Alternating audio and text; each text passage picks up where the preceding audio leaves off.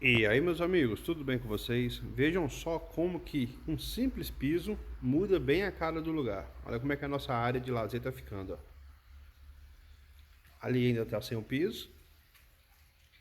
E aqui eu já fiz o piso. Olha só a diferença, meus amigos.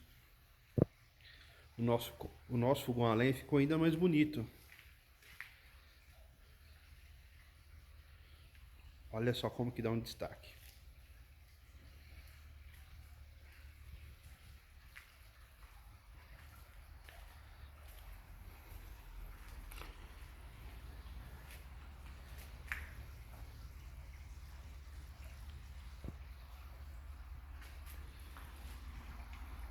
O nosso tanque de peixe.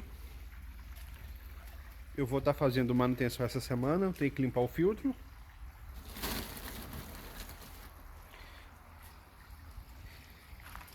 Eu liguei o filtro ultravioleta também, que a água começou a ficar verde. Olha só. Maravilha que é, meus amigos. Os peixes estão bem saudáveis. Esse ano, graças a Deus, eu não tive nenhuma perca de peixe pelo frio. O inverno esse ano foi tranquilo. Olha que maravilhoso que é.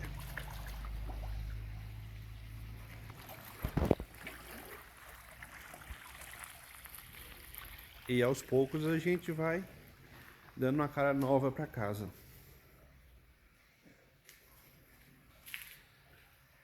Eu estou pensando aqui em fazer o acabamento dessa parede e dessas colunas em cimento queimado, igual a do fogão. Talvez eu faça um pouco mais claro, porque o ambiente aqui fica um pouco escuro, que é debaixo da casa, né? E eu vou ter que fechar um pouco ainda por conta do banheiro que eu vou ter que fazer ali, ó. Onde é que tá as madeiras ali, eu vou fazer área de serviço e um banheiro. Então vai escurecer um pouco mais aqui de baixo ainda. Mas devagarzinho tá ficando do jeito que eu quero.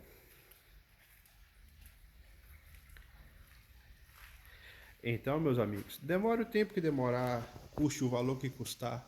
Realize seu sonho, faça o que você tem vontade, que um dia você consegue. Deus em primeiro lugar, tomando conta da vida da gente. Ele que sabe o momento de tudo e a hora de tudo que vai acontecer na sua vida. Espero que vocês tenham gostado do vídeo.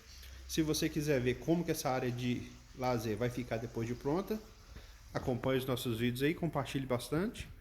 Fiquem todos com Deus e até o próximo vídeo, hein?